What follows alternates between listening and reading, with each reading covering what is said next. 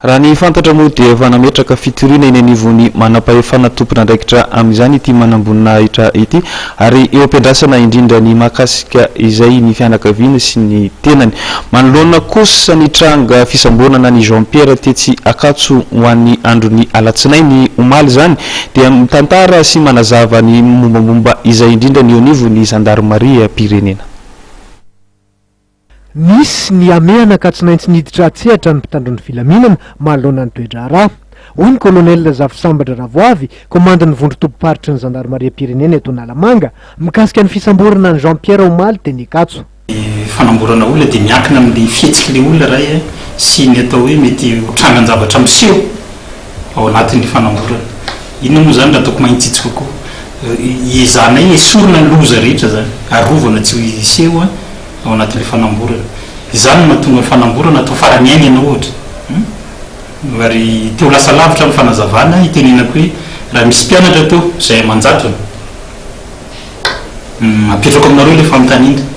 Raha olona zato miaraka hakany ny olona anankiray iny isan'ny force de l'ordre, ianareo koa malala fa vitsy ny force de l'ordre reo ny mpianatra dia mety sanatry, mety zavatra hafa.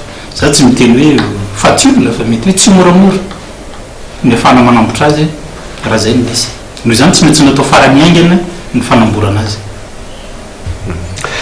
Nanamariky ny fisamborana iny ny herisetra nataon'ireo mpitandron'ny filaminana sy ny fifanitsakitsahana ny lalàna amin'ny feny fidirana sy fivoahana ny amin'ny université. Nitondra fanazavana mikasika izay ihany koa ity tompon'andraikitra ity. Ny filohan'ny université eto Antananarivo ngamba no manambara aminay hoe voadika zay na tsy. Tsy fantako moa nefa nisy zay na tsy mbola nisy atrito. Misy fipetra bitsaka be za mametraka foana mantsireta no hoe raha misy olona mangalatra mitsoka mankany amin'ny université no za tsy mametraka hoe misy franchise na tsy na nisy olona avy namon'olona. Misy olona mandrehitra trano zay zany raha mandefa ohatra hoe mangataka ny pompier ho tonga eny tsy afaka hoe miandry ny franchise levelo zay vovonoina ny afo atranga misy zany rehefa mandoro afo misy lalana voasaka no anivon'ny université amin'ny alalan'ny fampiresahana tsy maintsy atao aingana zany fampiresahana amin'ny olona tompon'andraikitra ahafahana miaro ny loza zay mety iseho. Ary averiko ihany le ohatran'le teo averiko fa miomboka amiko ny rehetra nareo zany no hoe aleo mahita olona ray voasambotra zay mahita ny toeram-pianarana rehetra ho may.